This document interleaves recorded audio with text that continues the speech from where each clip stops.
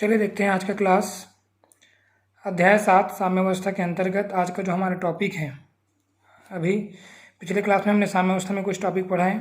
साम्यावस्था के अंतर्गत अध्याय 7 के अंतर्गत आज का जो हमारा टॉपिक है वो है द्रव्यानुपाती क्रिया का नियम, या इसको सक्रिय मात्रा का नियम भी कहते हैं, सक्रिय मात्रा का या फिर द्रव्यानुपाती क्रिया का नियम, जो कि इम्पोर्टेंट टॉपिक भी एग्जाम की दृष्टि से।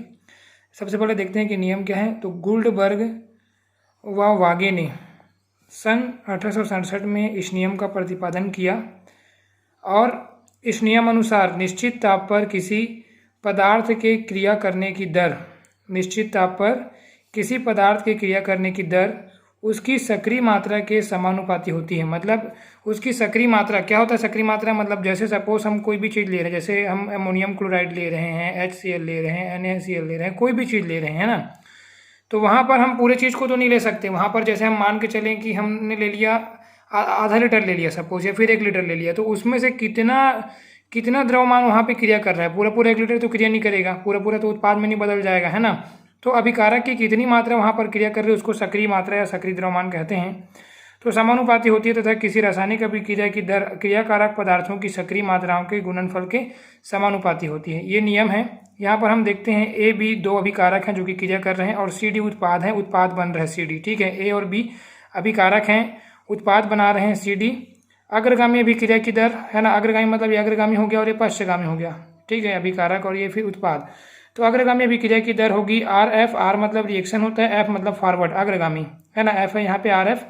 अनुत्क्रमानुपाती AB मतलब AB के सांद्रण के अनुत्क्रमानुपाती होगा। यहाँ पर जो कैपिटल जो ब्रैकेट, बड़ा ब्रैकेट जो हमने लगाया है, कैपिटल A पर जो बड़ा ब्रैकेट जो लगाया है, बड़ा कोष्टक, ये सक्रिय मात्रा को शो करता है। इसको कॉन्सेंट्रेटेड ब्रैकेट या सांद्रता कोष्टक भी कहते हैं, या फिर ये जो है सक्रिय मात्रा को प्रदर्शित करता है, ये जो कोष्टक है वो। तो RF आप मतलब होता है रिएक्शन, F मतलब फॉरवर्ड रिएक्शन मतलब अग्रगामी अभिक्रिया। तो ये अनुत्क्रमानुपाती होता है A के सक्रिय मात्रा के और B के गुणनफल के, और नियम से फिर RF बराबर KF ले लेंगे यहाँ पे, जो कि KF स्थिरांक है या नियतांक है, और उसके बाद जो है AB ले लेंगे यहाँ पे। फिर पश्चगामी अभिक्रिया की दर, तो पश्चगामी अभिक्रिया में हो जाएगा RB बैकवर्ड रिएक्शन। अनुत्क्रमानुपाती C यहाँ पे CD क्या है? उत्पाद है। तो यहाँ पर RB बराबर KB ले लेंगे, जो भी KB यहाँ पर भी स्थिरांक है ना, बैकवर्ड रिएक्शन के लिए और फॉरवर्ड रिएक्शन के लिए।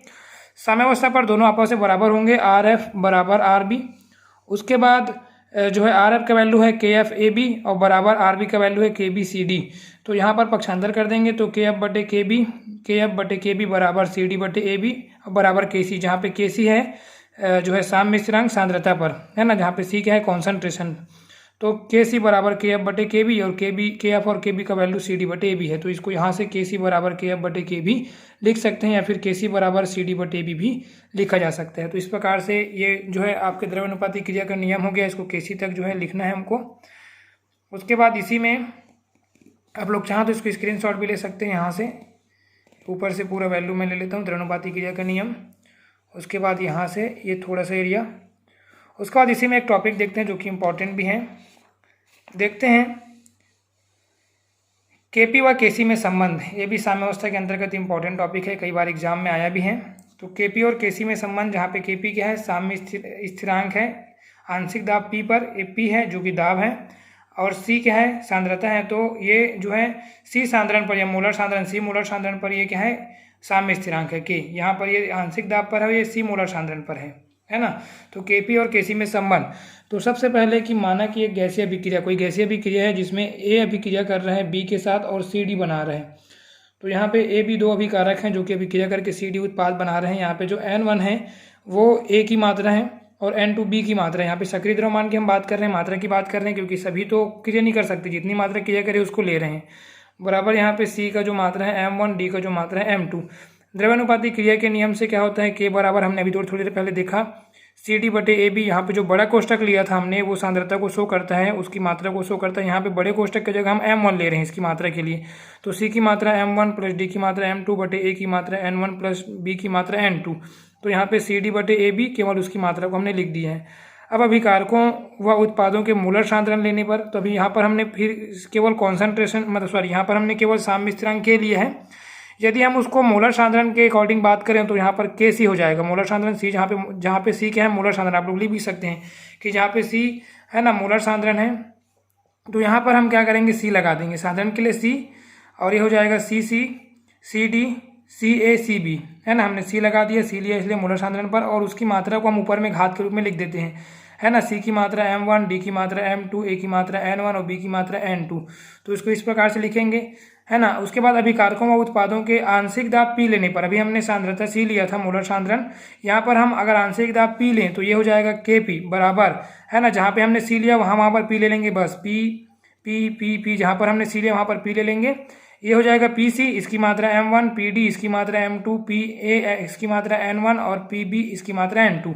आदर्श गैस समीकरण आप पिछले क्लास में पढ़ चुके हैं। पीवी बराबर एनआरटी होता है, जहाँ पे पी आंशिक दाब है, वी आयतन है, एन मोलों की संख्या, आर गैसीय स्थिरांक है और टी परम ताप है। तो पीवी बराबर एनआरटी, पी बराबर वी को पक्षांतर कर देंगे एन बटे वी आर टी, और एन बटे वी मतलब होता है सी। मतलब किसी आयतन पर जितने मोल रहेंगे उसकी सांद्रता उतनी अधिक होगी, और जितने कम मोल रहेंगे उसकी सांद्रता उतनी कम होगी, है ना। यदि वी आयतन में या 1 लीटर आयतन में जितने ज़्यादा मोल होंगे तो सांद्रता उतनी अधिक, और जितने कम मोल होंगे सांद्रता उतनी कम। मतलब सी बराबर होता है एन बटे वी, ये फार्मूला है। तो यहाँ पर एन बटे वी की जगह सी ले लेंगे, तो पी इक्वल टू हो जाएगा C R T, P equal to हो जाएगा सी आर टी। इस वैल्यू को हम यहाँ पर रख सकते हैं, जहाँ पर हमने पी रखा है, यहाँ पर पी के जगह हम क्या रख सकते हैं, सी आर टी रख सकते हैं। ये वैल्यू को, है ना, जो ये वाला जो वैल्यू है सी आर टी, इस सी आर टी को हम पी के जगह रख सकते हैं, हमने रख दिया, है ना। तो के पी बराबर हो जाएगा सी आर टी, और यहाँ पर भी सी आर टी, यहाँ पर भी C R T, C R T. बाकी पी के साथ जो सी लगा हुआ है तो सी लगा ही रहेगा, है ना। तो ये हो जाएगा आपका सी आर टी सी इसकी घात m1, सी आर टी इसकी घात m2, सी आर टी इसकी घात n1 और सी आर टी इसकी घात n2। यहाँ पर सी डी ए और बी इसकी मात्रा हो गई। आगे इसी में और देखते हैं, तो ये हो जाएगा के पी बराबर, है ना, हम देखते हैं, ये हो जाएगा के पी इज इक्वल टू सी इसकी मात्रा सी, मतलब सी की मात्रा m1, उसके बाद जो है सी डी की मात्रा m2, ए की मात्रा n1 और बी की मात्रा n2। ये के पी बराबर एक के सी का मैंने वैल्यू रख दिया है पूरा, है ना। ये वाला जो वैल्यू है, ये वाला जो वैल्यू है, ये पूरा के सी का वैल्यू है। ये जो आप देख रहे हैं ये पूरा वैल्यू, ये किसका वैल्यू है, सी m1, सी डी m2, ये किसका वैल्यू है, के सी का। यहाँ से आप देख सकते हैं के सी का वैल्यू है वाला। तो यहाँ पर मैं के सी लिख दूंगा पूरा की जगह, क्या लिखूंगा, के सी, और आर टी को कॉमन ले लूँगा। तो ये हो जाएगा के पी बराबर सी डी, सी ए, सी बी, इसकी मात्राओं को ऊपर लिख दिया है, आर टी कॉमन ले लिया है, इसकी घात m1 plus m2 minus n1 plus n2, है ना। इस प्रकार से हो जाएगा। और उसके बाद ये पूरा इसके जगह में मैंने के सी लिख दिए हैं, के पी बराबर के सी आर टी, और इस पूरे वैल्यू को डेल एन रख दिया है, जहाँ पे डेल एन बराबर m1 plus m2 minus n1 plus n2। तो इस प्रकार से दोनों में संबंध आ जाएगा, के पी बराबर के C R T power del N. इसको एक बार और देख लेते हैं। कुछ नहीं करना है आप लोग को, शुरुआत से केवल एक अभिक्रिया लेंगे, द्रवानुपाती क्रिया लगा देंगे, सी डी बटे ए बी, उसकी मात्राओं को लिख देंगे। फिर के सी बराबर, जहाँ पर हमने यहाँ पर सी सी लगा दिया के सी के लिए, के पी के लिए पी पी लगा दिया। उसके बाद आदर्श गैस समीकरण को सॉल्व कर लेंगे। पी बराबर एन आर टी, पी बराबर एन बटे वी हो जाएगा, एन बटे वी की जगह सी रखेंगे। अब पी की जगह खाली हमको सी आर टी रखना है, यहाँ पर पी की जगह सी आर टी रख देंगे। सी आर टी रखने के बाद आप देख रहे हैं सी आर टी हमने रख दिया, रखने के बाद आर टी को कॉमन ले लेंगे तो सी वाला वैल्यू आ जाएगा, और सी वाला वैल्यू आ गया मतलब इस पूरे मान में हम सी को रखेंगे, तो इसके जगह हम के सी रख सकते हैं, इस पूरे मान की जगह हम सी रखेंगे, है ना। तो यहाँ पर हम के सी रख सकते हैं। तो ये हो जाएगा के पी बराबर के सी, और आर टी कॉमन निकलेगा, और इस पूरे वैल्यू को जब सॉल्व करेंगे तो ये इस प्रकार से हो जाएगा, के पी बराबर इसके जगह हम रख देंगे आर के सी, और ये आर टी हो जाएगा, फिर पावर डेल एन का वैल्यू है m1 plus m2 minus n1 plus n2। तो इस प्रकार से ये क्वेश्चन आपका जो है सॉल्व हो जाएगा। यही अभिष्ट दोनों में संबंध है।